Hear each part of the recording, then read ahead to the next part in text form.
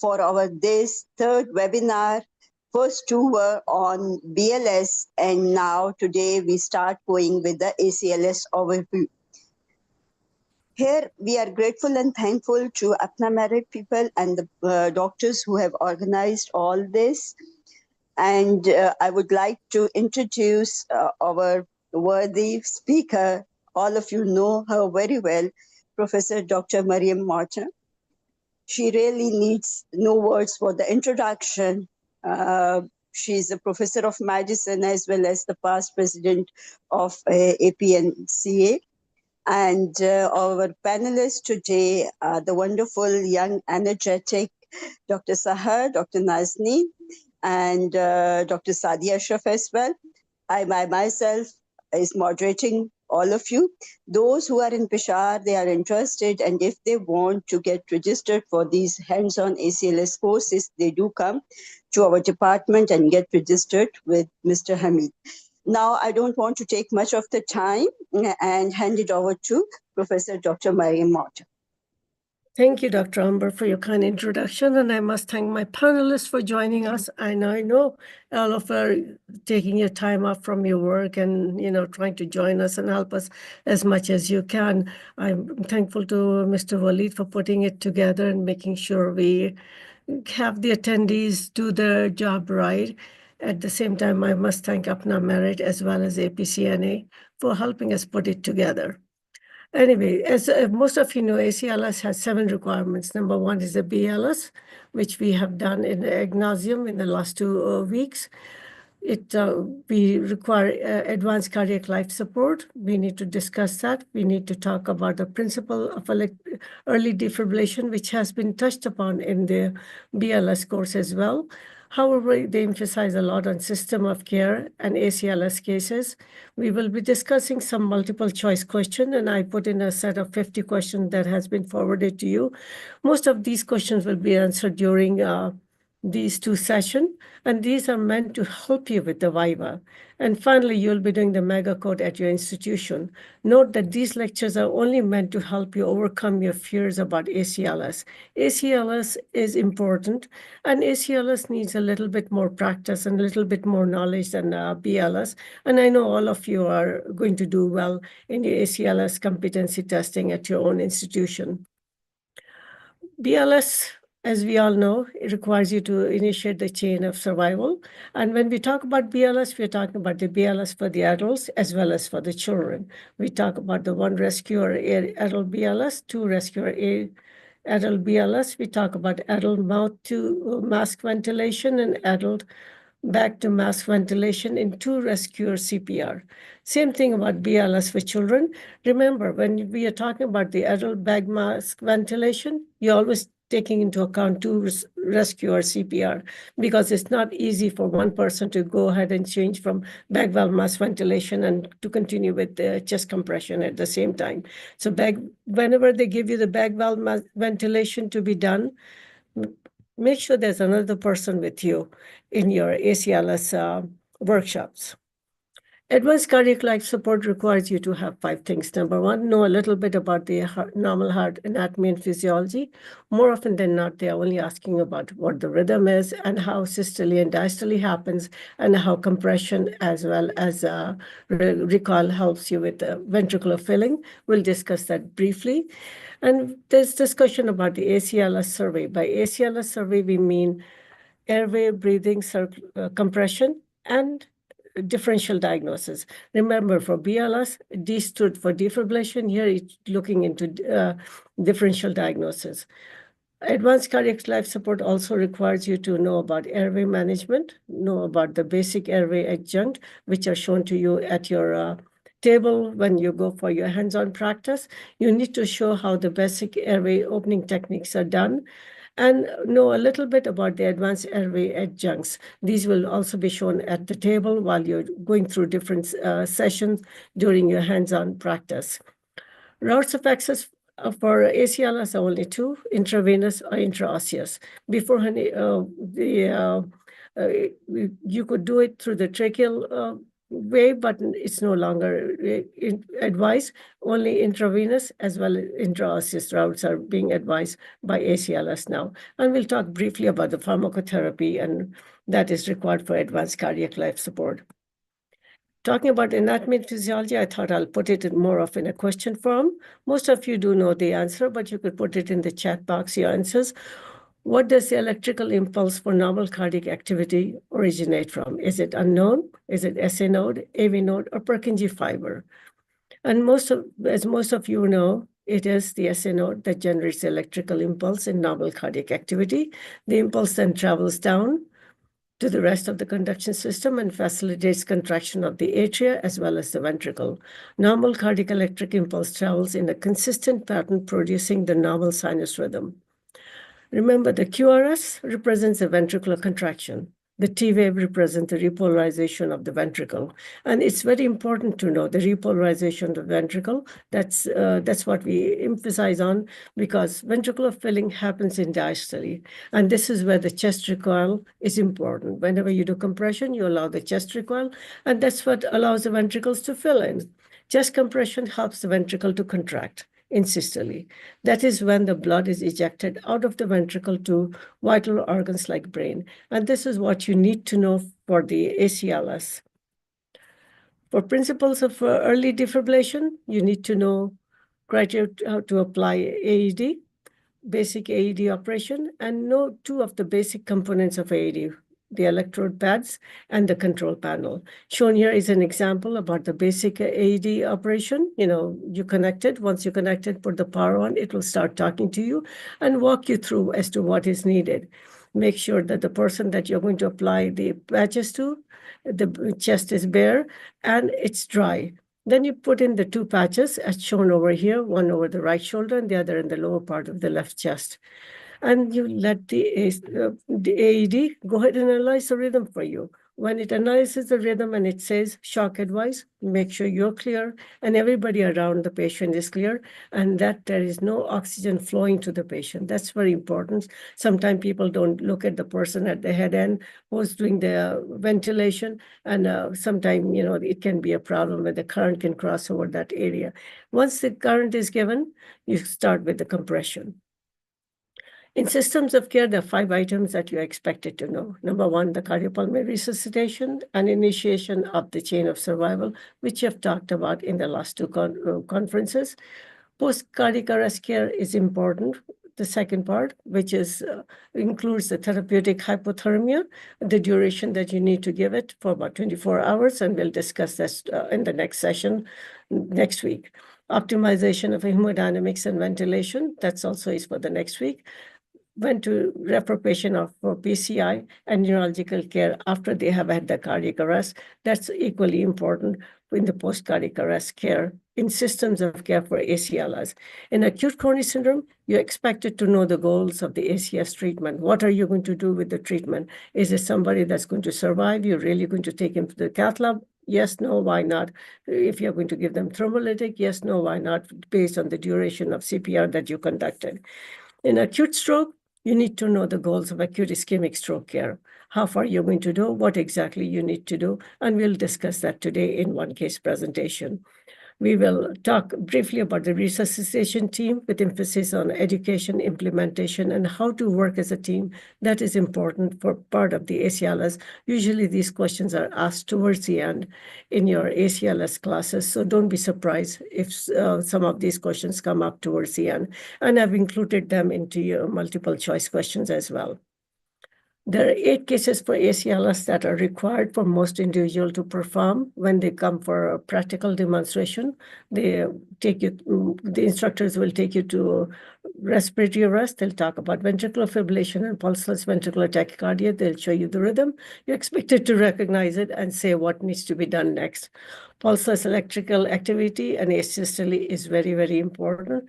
And I flunked my instructor course when I did it many, many years ago, because the patient the mannequin they showed me was in BFib, and then with appropriate treatment, as the rhythm kept changing, they showed sinus rhythm, and I said, now the patient's sinus rhythm will go into ROSC, and they said, you didn't check the pulse, and they didn't like that idea because pulseless electric activity can present with normal sinus rhythm. Asystole, as you know, is a straight line, and sometimes in those old days, they used to disconnect the mannequin in the back, and they used to show us a straight line. And then, we had to say that, make sure all the lines are connected before you say it's asystole and give up and try to do something different. In post-cardiac arrest care, blood pressure support and vasopressors are equally important.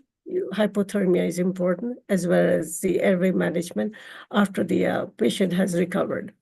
Symptomatic bradycardia cases also come up in the exam, and you're expected to know them. They will take you through the algorithm for symptomatic bradycardia as well as tachycardia, both symptomatic and asymptomatic, stable versus unstable. And you just need to listen to the presentation that is being given by the instructor to know which outline that you need to follow. Of course, there will be cases of acute coronary syndrome. They'll say somebody's come with chest pain, and then they'll show you the EKG, and here you go. You have to take them to the ACS protocol. And of course, acute stroke is also part of the ACLS, but is not included in the main part. In megacode, 4 cases are generally for ACLS that you are not to taken through.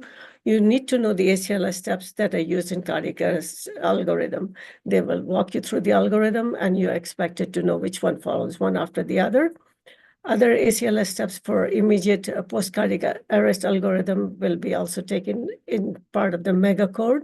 In megacode, you will also have a patient that comes in with acute coronary syndrome, and you will also need to go through suspected stroke algorithm. These are the 4 megacodes that are generally used for ACLS.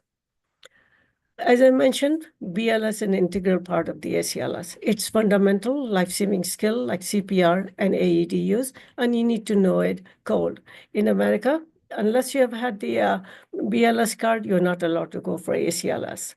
And some places, they will allow you to do the BLS just before the ACLS. So it may vary, but you're expected to have the BLS completed in a satisfactory manner before you go for the ACLS. ACLS is an advanced cardiac life support, and it builds on the BLS with advanced techniques like advanced airway management, medication administration, ECG interpretation for the healthcare professional. And we'll go through that today. So the ACLS basic requirement and concepts are: number 1, ACLS providers are presumed to be capable of performing BLS correctly. If you do not know BLS, you do not know ACLS. You flunk it right away. ACLS protocols assume that not all of the information about the individual is present that has arrested in front of you. You may know a little bit, but not necessarily too much. So listen to the instructor. They'll tell you a little bit of information. You're expected to ask more questions so that you know what to do next for the person. And remember, not all the resources may be available in the ACLS in all cases. Sometimes they will just give you a face mask. Sometimes they'll give you a bag valve, depending on what the situation is. The ACLS providers need to have basic knowledge to give the best possible care in a given circumstance. And it doesn't matter what's available and what's not available. You go by what is given to you and go ahead and take care of the person. ACLS algorithms are intended to be used to get the best possible outcome for the victim. So feel free to share it among yourself when you are going through the mega code. It's okay to tell the person who's running the code if a step has been missed, as long as it's done courteously and professionally. All of you have to work as a team. And if you don't work as a team, that's when you may not do well with the ACLS exam. All algorithm involve systematic use of BLS survey as well as ACLS survey. Like I mentioned, for BLS survey, you're using airway, breathing, compression, and defibrillation. For ACLS survey, you're using airway, breathing, compression, and differential diagnosis. We'll talk about the differential diagnosis in next week. The key component for ACLS are: number 1, as I mentioned, recognizing a person who's unresponsive, having a cardiac arrest, and to know how to activate an emergency response system. It could be 911, it could be 122, depending on the situation where you are and what you need to do. You need to know how to do high-quality CPR, chest compression and ventilation, and ask for the AED and make sure that the AED is being used early. If you miss one of these steps, for example, you forgot to call 911 or 1122, you have not completed the basic life support initial 3 steps. So basic concept of BLS requires quickly starting chain of survival, delivering high quality chest compression for adults, children, or infant, know where to locate and understand how to use an AED. Most places, the AEDs in US, they're in the crash guard in the hallways, or it could be in the stairwell, next to the stairwell. You need to know how to give rescue breaths when it's needed and understand how to work as a team, know how to relieve choking, and that's also part of the ACLS course. Steps to follow is, number 1, you always make sure that it's safe for you and the ADA is safe, then perform the basic BLS step. If the person is unresponsive, you need to call 911 or call 1122 or get someone else to do it for you. Lay the victim on the back and open the airway.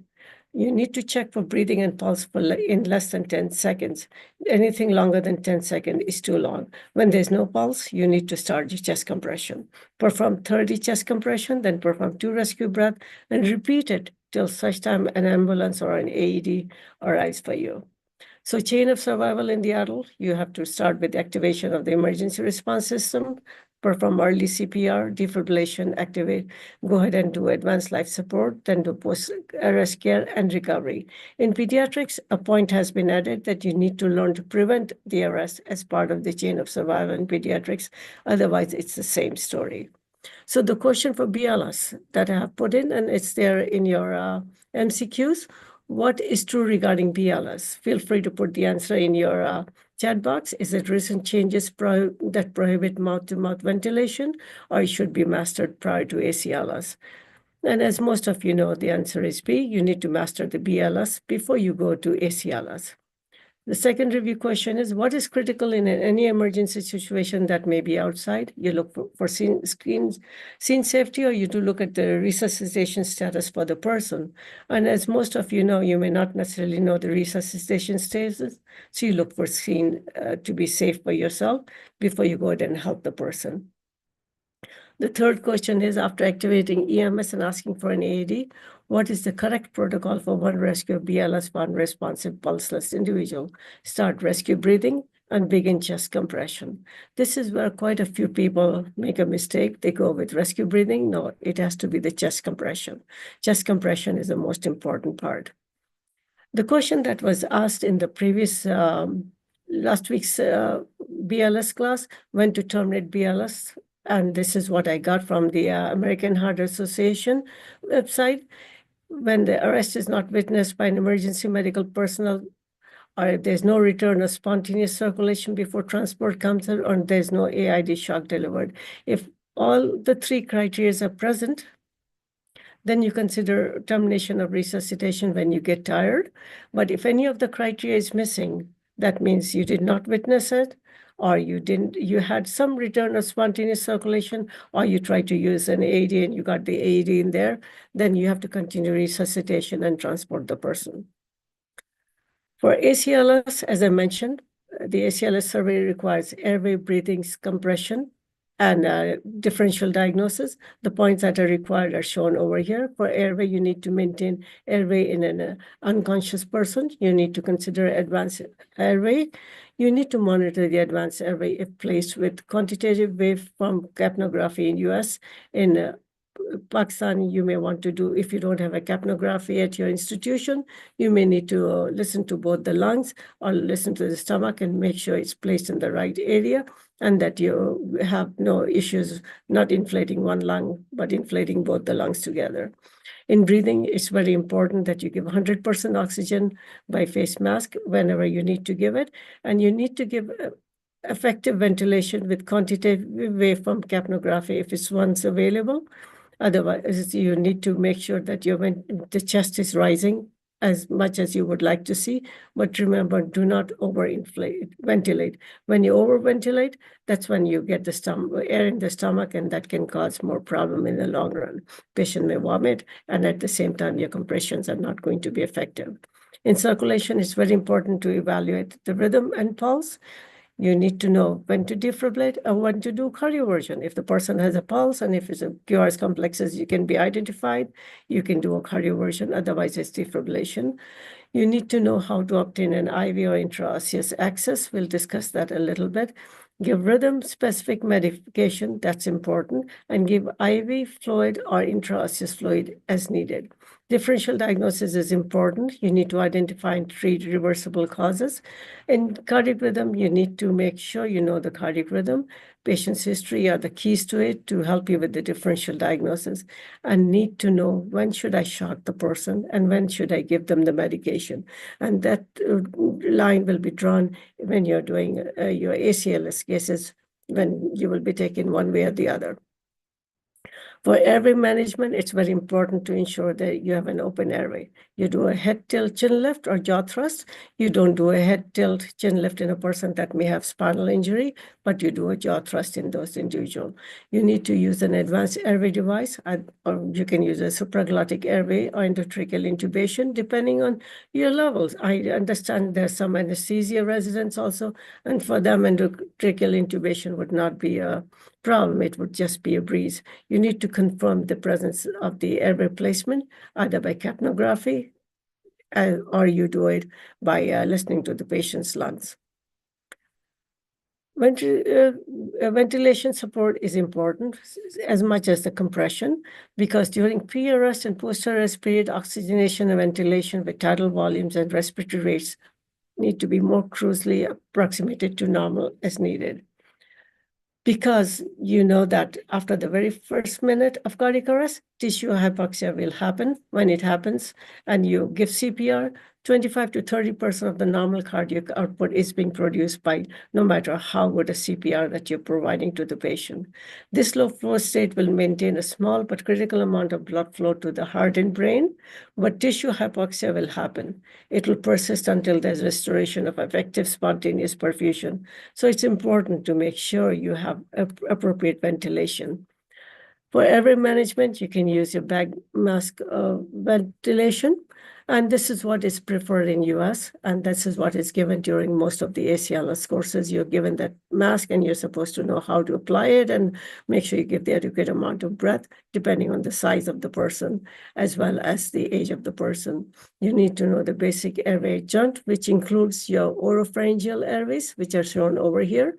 And it is used only in unresponsive individual with no cough or gag reflex.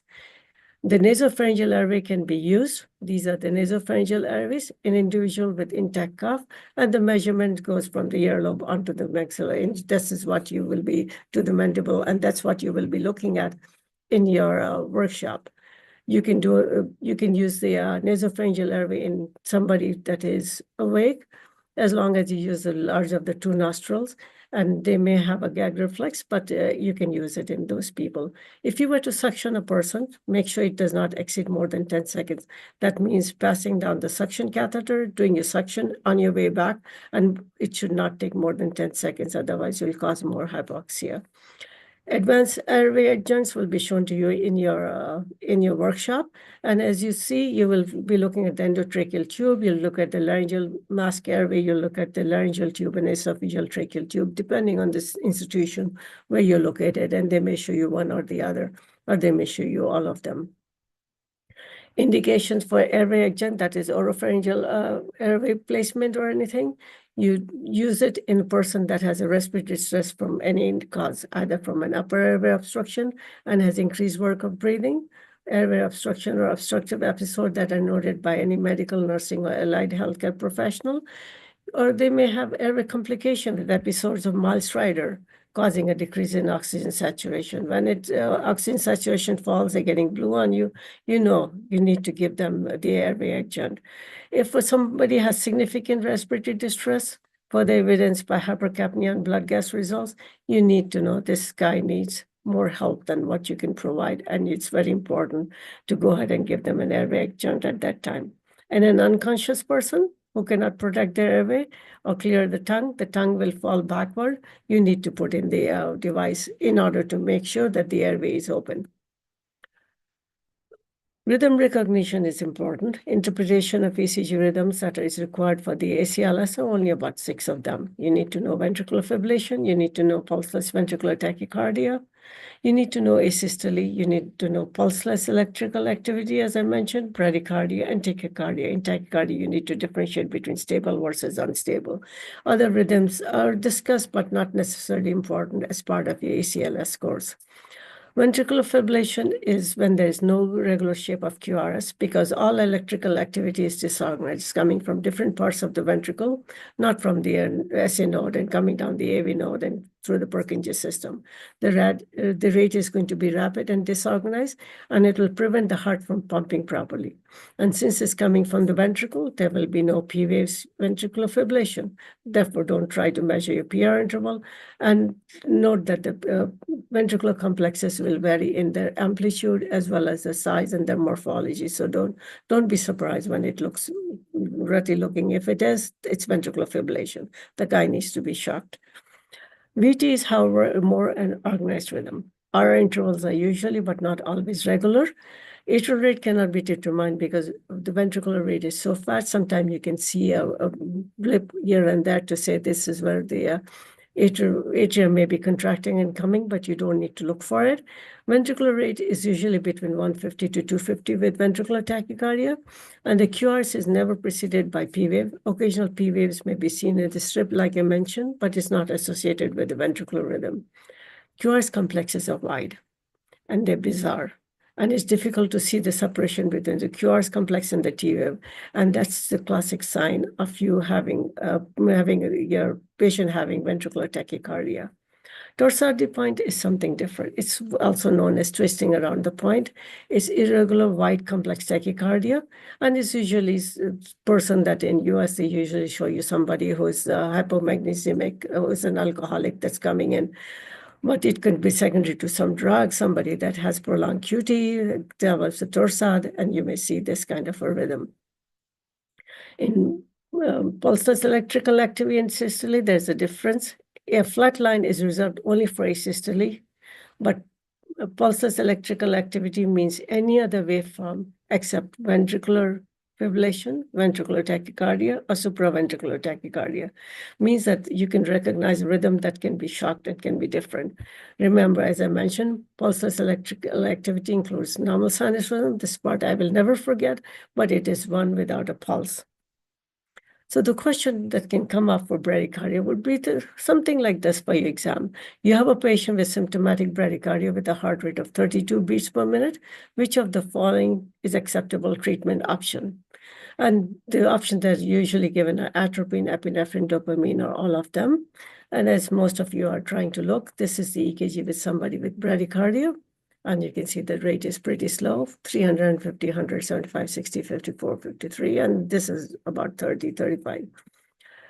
The answer is D, all of the above. Atropine is the initial treatment for symptomatic bradycardia. If unresponsive, you can give IV dopamine or epinephrine as the next step. And transcutaneous pacing may be effective if other measures fail to improve the rate. Transcutaneous pacing is painful for the patient. If the patient is awake, try to sedate them if you can. Symptomatic bradycardia is a big term. It could include somebody who has a normal rhythm with slow heart rate, as shown over here, or it could be associated with first AV block when the PR interval is longer than 20 milliseconds, or it could be somebody with type 1 AV block when the PR interval gradually increases and then you see a drop beat and the PR interval then shorten, or it could be second degree type 2 AV block when the PR interval will be constant, but even though it's constant, you will have an intermittent drop without any reason, or we call it a random QRS dropped beat. Third degree AV block is when the RR, when the P wave and the QRS complexes are not coordinating with each other. That means the P waves are marching on their own and the QRS complexes are marching on their own. Or it could be slow AFib or atrial flutter, as shown over here, or it could be junctional escape rhythm. So it could be one of the many, but for the exam purposes for yourself, they will only show you somebody with sinus bradycardia and will ask you how to treat him. Symptoms of bradycardia are something that you need to watch out for. Bradycardia is when we say when the heart rate is less than 60. In cardiology, we say heart rate less than 50, but for the ACLS protocol, it's always less than 60 beats per minute. And the person has to be symptomatic in order for you to give the treatment. They could be complaining of shortness of breath. They may have some altered mental status. They may be hypotensive. They may have congestion, pulmonary edema or congestion. They may have weakness. They may have dizziness or lightheadedness. Irrespective of whatever is happening, if they're symptomatic, you have to treat them. Tachycardia is when the heart rate is elevated, heart rate greater than 100. And that's why you need to differentiate if they are symptomatic or asymptomatic and what's the rhythm. If the rhythm is sinus, you need to look for underlying causes. As shown over here, this is a person with sinus rhythm. And if it's a sinus rhythm, you are looking for underlying causes. The person generally will be talking about issues that they have had, or some medication that they're taking, or they're getting anemic, or they just had recent surgery, or they're having pain. So you need to treat that. If the person has SVT is a rate which is faster than 150, and that's where you may or may not be able to define the P waves clearly. And if you cannot, that's when it's supraventricular tachycardia. The QRS complex will be narrow, and because they're narrow, you can define them, and you can say what kind of supraventricular arrhythmia they may have. However, supraventricular tachycardia can occur with aberrancy. And then it may be difficult to differentiate it from ventricular tachycardia, but the QRS complexes will be something that you can easily identify and do a synchronized cardioversion if needed. Of course, you can have somebody with AFib or atrial flutter, and the rate can be greater than 100. And when it is, then you have to treat them for AFib or atrial flutter, either giving them diltiazem or beta blocker or whatever is needed. So symptomatic tachycardia, you need to look for SVT, heart rate greater than 150, and you look for the person. Is he stable? Is he unstable? If it's unstable, you have to look for immediate synchronized cardioversion. It is a synchronized cardioversion means that you have to be able to identify the P wave by your monitor, and that's where it's going to go ahead and shock the person. If the person is stable, you need to assess the hemodynamic status and begin treatment. You have got to give them an IV, you give the oxygen, and you put them on cardiac monitor to monitor the rhythm.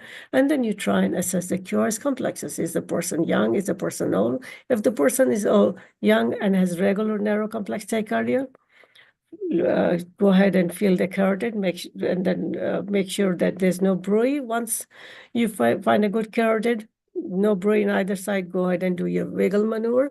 Obtain a 12 lead EKG in those people and ask for expert opinion. Of course, you can give them the in the emergency room. Generally, they'll give you 6 milligram IV rapid push. If no conversion, they'll give a 6 milligram IV push, and then 12 milligram IV push if needed. The patient will bradydown. Once the bradydowns, at that time, they convert back into the sinus rhythm. If it's irregular, narrow complex tachycardia, it may be probably atrial fibrillation. You need to obtain a 12 lead EKG and consider expert opinion. As I mentioned, you need to control the rate. And generally, the preferred drugs that are given in the emergency room are the diltiazem or beta blocker. And some places they give them amiodarone, but amiodarone is not FDA approved for AFib. Other SVTs that you may come across are regular white complex tachycardia. It may be probably ventricular tachycardia. You're not sure. You need to get an expert consultation. Always get a 12 lead ECG when you call for expert consultation. We need to look at the ECG and find out where that complexes are coming from. And then you need to consider converting them using amiodarone, giving them as an infusion. Amiodarone is FDA approved for ventricular tachycardia, so you can use it. Or you may consider performing elective cardioversion, not defibrillation. If a person, you can feel a pulse, it's cardioversion. If you cannot feel a pulse, then it's defibrillation. Irregular white complex tachycardia, you again need to get a 12 lead EKG and get an expert consultation. And you need to consider antiarrhythmic. It may begin with amiodarone, or you make lidocaine, or you can use sotalol, depending on the circumstances and where you're located. However, if you see somebody with torsade, generally the preference is to give them magnesium sulfate. First, you give them an IV, and then you follow it by an infusion. The symptoms of tachycardia are listed over here. A person may complain of being lightheaded or dizzy. They may be hypertensive. They may be sweaty. They may have pulmonary edema or congestion. They may have jugular venous distension. They may complain of chest pain or discomfort, or they may have shortness of breath, weakness, dizziness, lightheadedness, or they may have altered mental status. When they have altered mental status, they're going sour. You need to take care of them. The other component for ACLS is defibrillation versus cardioversion. We have talked about it. Defibrillation is for shockable rhythm, VFib, or pulseless ventricular tachycardia. Synchronized cardioversion is for certain unstable tachycardias. Now, for principles of early defibrillation, you have got to assure that the oxygen is not flowing across the patient's chest while you're delivering the shock. Do not stop the chest compression for more than 10 seconds when assessing the rhythm, and stay clear of the patient when you're delivering the shock, like I mentioned earlier. For CPR in progress, you need to assess the pulse after every first 2 minutes of CPR. If the end-tidal CO2 is less than 10 during CPR, you need to consider adding vasopressor and improve your chest compression. Means the chest compressions are not hard enough or they're not deep enough. You allow the rhythm check by the defibrillator. Always have someone keep an eye on the monitor and someone recording time and the treatment given, so you know which way to progress and how to go ahead giving them medication as needed. For synchronized cardioversion, you use it for unstable tachyarrhythmias, for example, AFib or VT with a pulse or SVT unresponsive to medication or vagal maneuvers, and wide complex tachycardia with evidence of hemodynamic instability. Sustained monomorphic ventricular tachycardia also can be treated by a synchronized cardioversion, but it's important to sedate the patient if time permits because the shocks are very, very painful. Medications to consider for ACLS, as you all know, epinephrine, epinephrine, epinephrine. You need to know it by heart. You need to know a little bit about the amiodarone, atropine, adenosine, magnesium sulfate, and vasopressors like dopamine and norepinephrine. You need to know the proper dosing, routes of administration, and timing. It need not necessarily memorize the doses of the drugs that are not used commonly, but the one that are used commonly in ACLS or everyday practice, you need to know them. The routes of delivery for medication for ACLS are only two, intravenous route or intraosseous route. ET route is no longer used. In intravenous route, you use a peripheral IV, which is a big vein, not using something on the back of your hand, but using an antecubital vein, or use a central line if one is present. And the drugs are given as a bolus, unless it's a drip. So the bolus has to be real fast, and you cannot give it real fast with a small vein. Always remember that whenever you do an intravenous route, it has to be flushed with fluid, either saline or water, D5W, depending on what's available at that time. And if you can raise the extremity for 10 to 20 seconds, it will enhance the delivery of the drug to the circulation. If not, then you can just leave it there as it is. Intraosseous route is getting very popular at number of places, and generally the place that most people are using is a trochanteric area. Drugs can be given via this route if IV access is not available, and it can be used for all age group and be placed in less than 1 minute, and is more predictable absorption than the ET route. Medication for ACLS, as I mentioned, that you need to know, number one is the adenosine for SVT, 6 to 12 milligram IV followed by saline push. Generally, the recommendation is you give them 6 milligram. If the person didn't convert, if you didn't see a pause, you can give them another 6 milligram, then you follow up with the 12 milligram. 6, 6, 12 is the usual protocol that's followed, but some people go 6, 12, 12, but general protocol is 6, 6, 12. Amiodarone you use for VTVF, 300 milligram that's diluted in 20 to 30 ml and may repeat 150 in 3 to 5 minutes. You can use atropine for symptomatic bradycardia, usually 1 milligram IV or intraosseous every 3 to 5 minutes, but the maximum dose is limited to 3 milligram. Of course, you can use it for specific toxins and overdose. One of the patients that I had while I was a medical student who had a DDT poisoning, and you can use it for that one too, for organophosphates, 2 to 4 milligram IV or intraosseous needed, and you can repeat it as often as necessary, but not necessarily too close to each other. Dopamine is used when the person is in shock or congestive heart failure, or a person has symptomatic bradycardia, and the dose varies depending on what you want to achieve. You want to just increase the heart rate, or you want to bring it up to desired blood pressure. So medications for ACLS most important one is epinephrine. It's used in cardiac arrest. Initial dose is 1 milligram. Remember this concentration, 1 in 10,000 IV push. For hypotension maintenance, you use 0.1 to 0.5 microgram per kg per minute, and you titrate to desired blood pressure. Continuous cardiac monitoring is important. And as I mentioned, you need to know the distinction between 1 in 1,000, 1 in 10,000 concentration. It's given via central line when possible. And you can also give it in anaphylaxis. And if you don't have a line, you can give it IM, but then the absorption rate is not really known as how fast it's going to be absorbed IM. You can repeat every 5 minutes as needed. And for symptomatic bradycardia or shock, you can use it 2 to 10 microgram per minute infusion and titrate to the response that you want to achieve. Lidocaine is not used as often in US, but I'm not sure about Pakistan. It's recommended when amiodarone is not available, and some places it may be a first-line drug because it may be available, and you use it in cardiac arrest. Initial dose is 1 to 1.5 milligram per kg IV loading, and the second dose is half of the first one, given in 5 to 10 minutes, and the maintenance is 1 to 4 milligram per minute.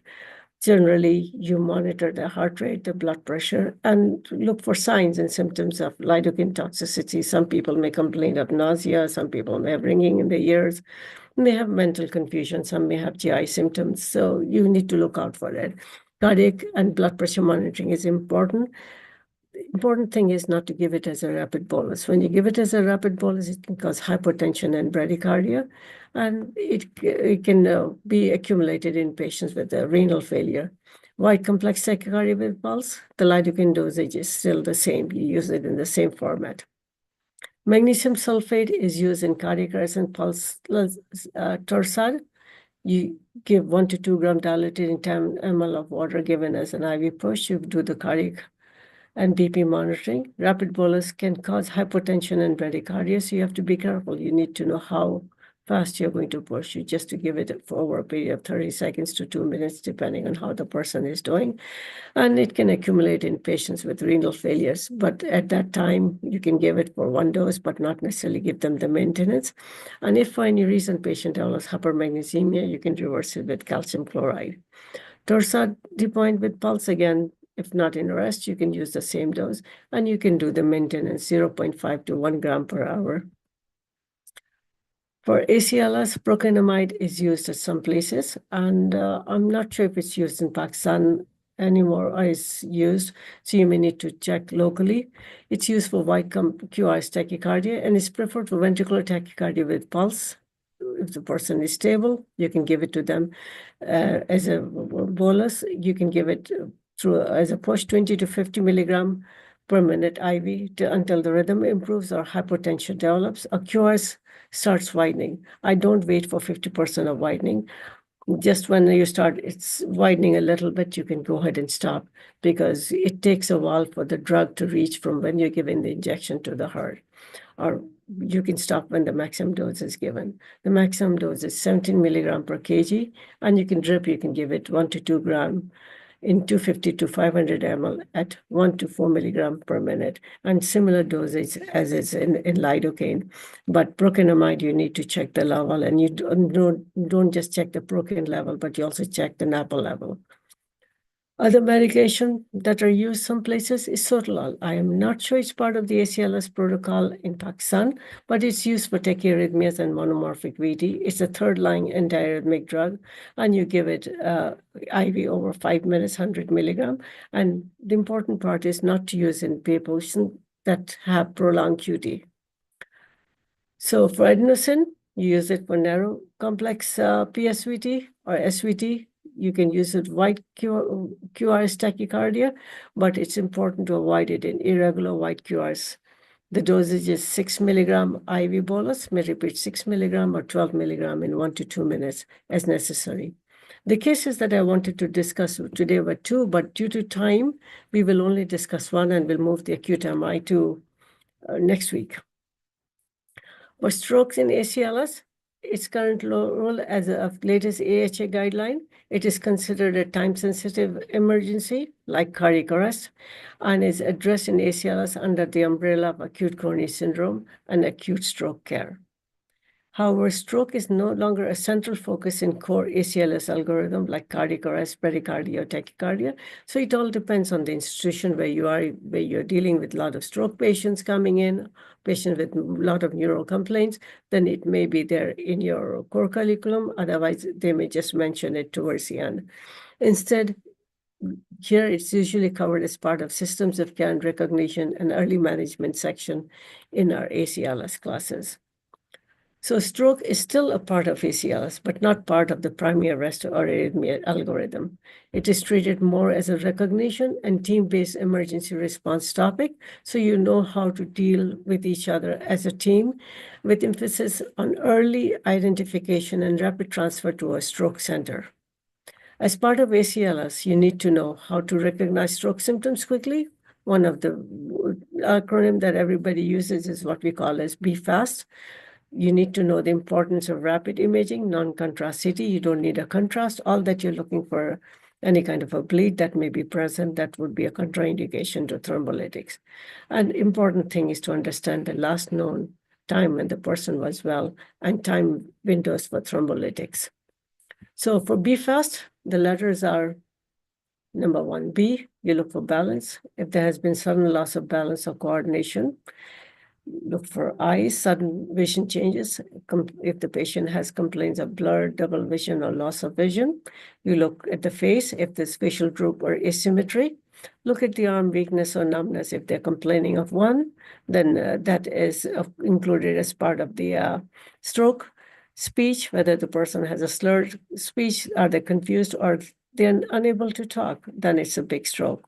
Look at the time of symptoms onset. That is the last time the person was known to be well. So for initial action for stroke, number one, whenever you see somebody with a stroke, you need to activate the EMS system and you call for the stroke team. Support the ABC, airway breathing and circulation. You give them oxygen if needed, especially when the pulse ox is less than 94. You put the person on a cardiac monitor, give them IV access, and check the blood glucose. Things that you're watching out for is atrial fibrillation, hypoglycemia, hyperglycemia, anything that could have made them have stroke-like symptoms. Obtain the vital signs and history. Remember, onset time for these symptoms is very critical, and you can use the Cincinnati score if for any reason you cannot do the BFAST, but it all depends on what is available for you at that time. So if you have somebody in the hospital who has a stroke or he presents to the emergency room, you order an immediate non-contrast CT or MRI. The labs that are generally done are PT-INR to make sure that they are not prone to bleeding or they're not on any kind of anticoagulation. Know their CBC, need to know their glucose level, and troponin. Sometimes some people do it only if it's needed because they're worried that they may have a cardiac event and not necessarily have had a stroke. It's important to do a neuroconsult and get the stroke team activated as soon as possible. You're looking for candidate for thrombolytics. You need to look at the time window. Did the patient come to you within a 4.5 hours of symptoms onset? There may be some exception, but for practical purposes, you just go by 4.5 hours of symptom onset. Then you look for the TPA eligibility. That means they must not have had any recent surgery, must not have any active bleeding, or high blood pressure means a systolic blood pressure greater than 185 or diastolic greater than 110. They must meet the strict inclusion and exclusion criteria, and this is a checklist that you need to go through in the emergency room or in the hospital. Door to needle goal time is less than 60 minutes. So this key time interval for stroke victim is door to doctor, less than 10 minutes. When the person comes in, looks like he has a stroke, he must be seen by a physician within less than 10 minutes. Door to CT scan, less than 25 minutes. And the CT scan has to be interpreted within 45 minutes. And then you look into if the patient qualifies for TPA. Other key points, always remember to keep the blood pressure low. Less than 185 systolic, less than 110 before you can give them TPA. And it's very, very important to avoid anticoagulants and antiplatelets for 24 hours after the TPA is given. If it's not a TPA candidate, consider endovascular therapy if it's a large vessel occlusion and within 24 hours. So this is a stroke-related case. I thought I'll put it up here to make sure that we understand what we have discussed. 74-year-old man was brought into the hospital by his wife. Her husband started having sudden left arm weakness and left arm with facial paralysis during lunch. He has a history of hypertension. Vital signs are stable, heart rate 92, respiratory rate 14, blood pressure 130/86, oxygen saturation 97, and he's afebrile. Now, the question becomes, what do you need to know within the first 10 minutes after patient arrival? Do you establish an IV? Do you get the complete neuro exam, check the glucose, get emergency CT scan, activate the stroke stream, or do you administer oxygen? I know most of the things that we will do, and it's very important to look into all of these things and do them, except you don't need to give them the oxygen. Do everything except administer the oxygen because pulse ox is good.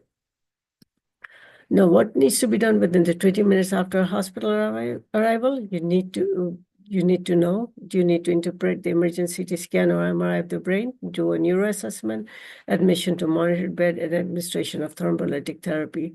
This is where there's some confusion for some people, but it's important that you go ahead and do a neuro exam on them to make sure that the stroke is there.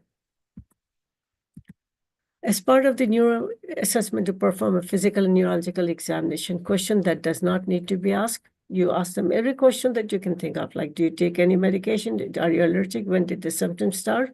And what are the symptoms do you have? But you don't really have to know if they are fasting or non-fasting, if they ate something today or not, because that's not going to make any difference.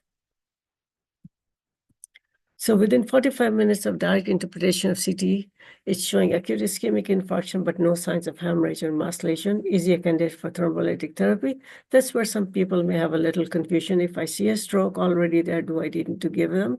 But if the CT scan is clear, and if it's a small infarct, if no signs of hemorrhage, yes, you can consider them for thrombolytic.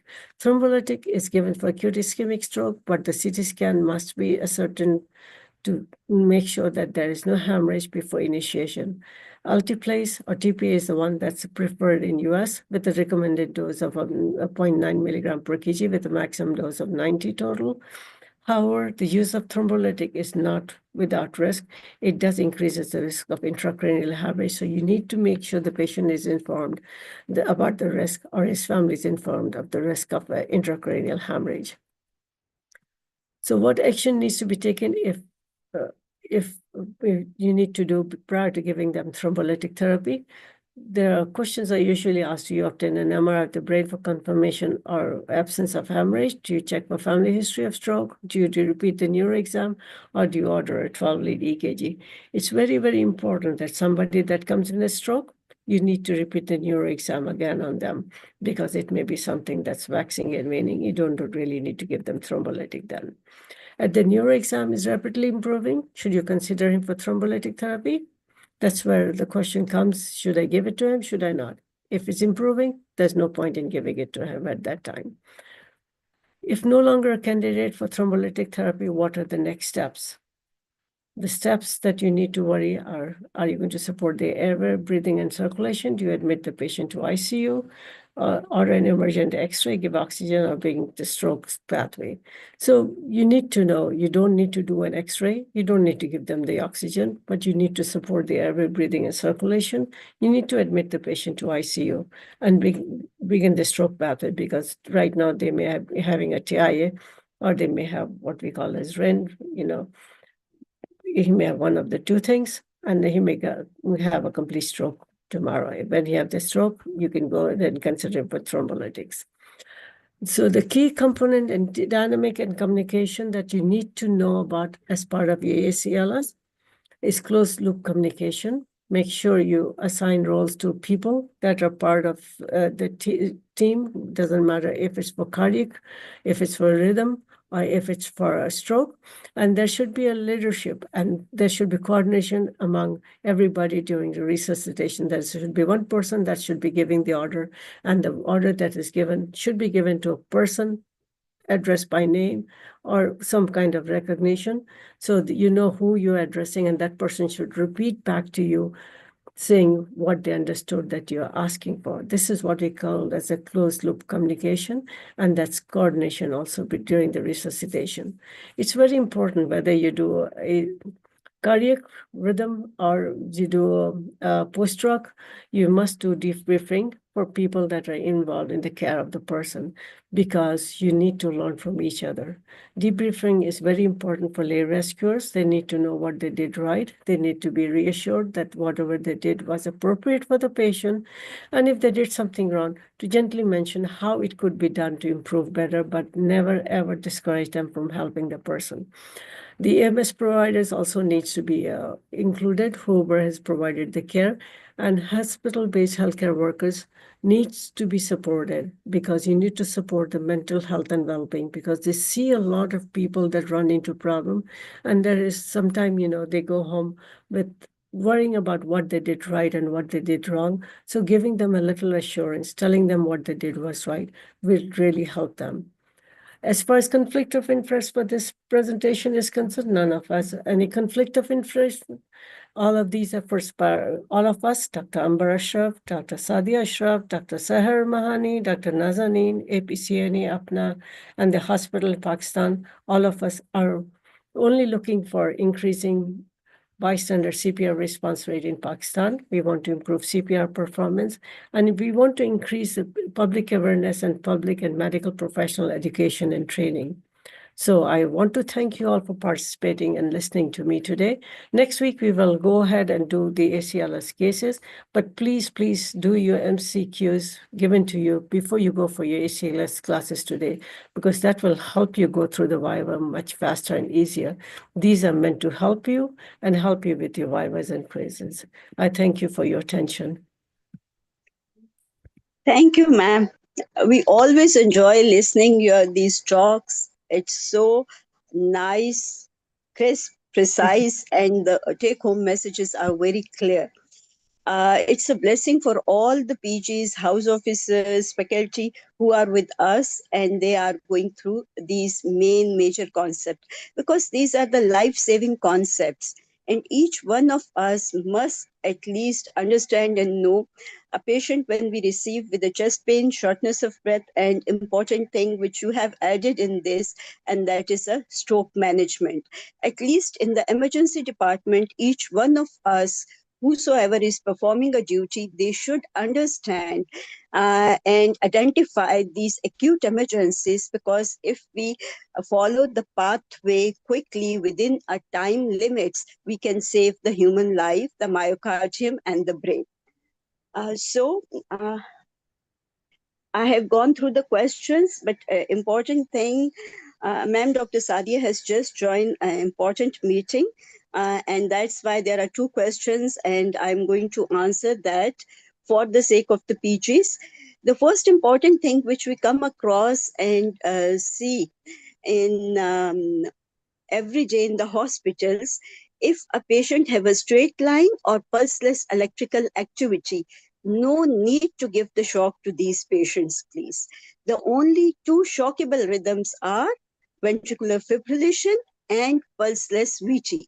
VT, as ma'am have explained, and in next lecture, we are going to have a case scenarios on which you people are going to update yourself. And pulseless VT is a broad complex tachycardia, where when you are going to check for the pulse, there is no pulse. These are two shockable rhythms, please. Everyone do understand, because most of the time, if we receive a patient either in asystole or in pulseless electrical activity, as Dr. Mariam has explained very nicely, these are the rhythms. It may be any rhythm, but there will be no pulse. So these two rhythms, please don't shock these patients. Find out underlying causes for that, whether there is some hypoxia, hypothermia, tension pneumothorax, thrombosis, all these HNTs should be identified, send the bloods, and correct these underlying causes for it.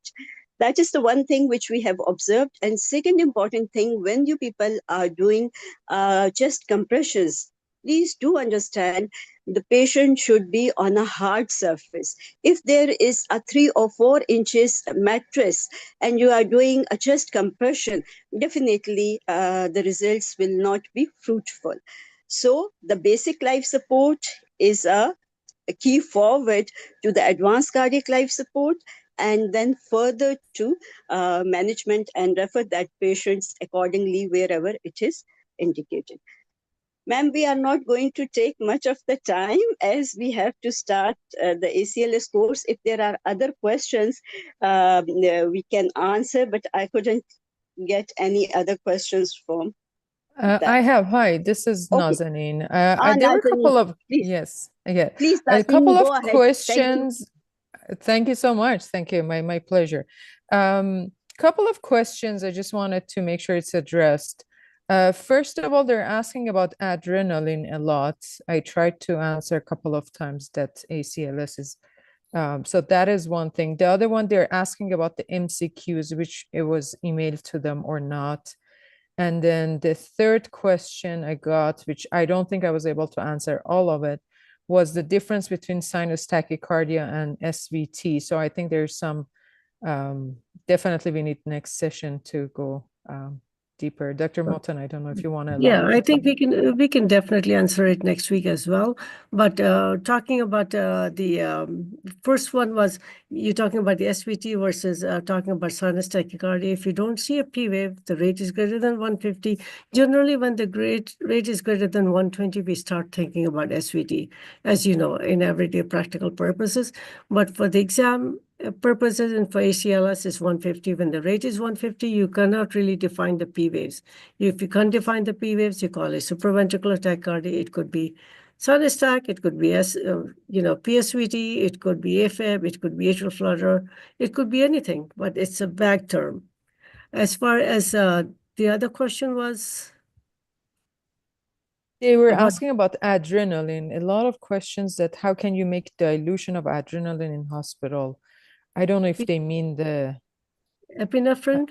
I think that's they're making it. Yeah. I think so. I'm not sure. What I did was I put it down in the slides how to make the concentration so they can look it up. It should not be a problem. And generally it's labeled and you can find it on the label as a 1 in 1,000 or is it 1 in 10,000 concentration. So you know that you're putting the right concentration and not making it too strong. So Thank you. I think that's it, basically. Thank you, Nazin. Thank you very much. There is one important thing for our PGs and house officers, as ma'am has explained very nicely, that is for the patient, when you receive the patient, first of all, identify from the history based whether the patient is stable or unstable, and secondly, when you are going to connect a monitor or get an ECG, find it out whether it is a bradycardia and or tachycardia, and then it will be very easy, that is a symptomatic brady or asymptomatic brady, and then we follow the algorithm accordingly. And same with the tachycardias, we have to identify whether it is a narrow complex tachycardia or it is a broad complex tachycardia. And then whether the tachycardia is regular or irregular. Narrow complex tachycardias, when they are regular and the heart rate is more than 120 to 150, most of the time that is a SVTs, supraventricular tachycardias. And whenever it is an irregular, and we are unable to identify a P wave, that is an atrial fibrillation, at least all the house officers and PGs who are not in a specialized field and they are looking after the emergencies, at least they can understand and differentiate this much of it so that they can go ahead with the algorithms accordingly. And then the broad complex tachycardias, as already we have discussed, it may be if it is ventricular tachycardia without pulse, pulseless ventricular tachycardias, then the emergency management is to shock that patient, same as we are doing for the VF. Any other question or query from the? Thank you so much. I appreciate all that you do. And I see that you're having a class today in a few minutes. Inshallah. Yeah. So how many students you have?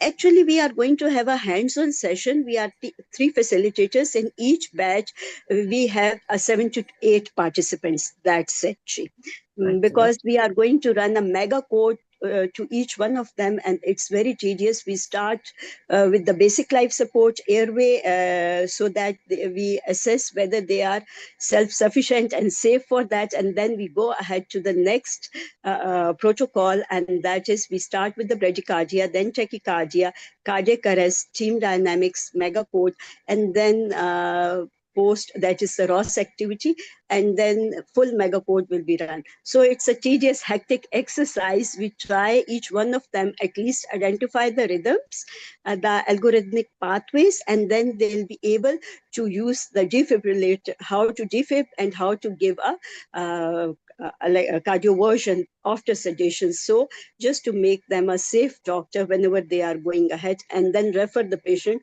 accordingly, whether it's a stroke needed to a stroke unit, medical ICU, CCU. So that what is the main plan, pre-test and post-test afterwards. Thank you so much for that. Thank you, Dr. Morton. We'll meet and next the rest week. Thank you so panel, much. inshallah, Have a good night. Inshallah. Thank Good you, luck, everyone. organizers. Thank you. And thank you very much. So much. All Thank the you, best. Lily. Thank you so much.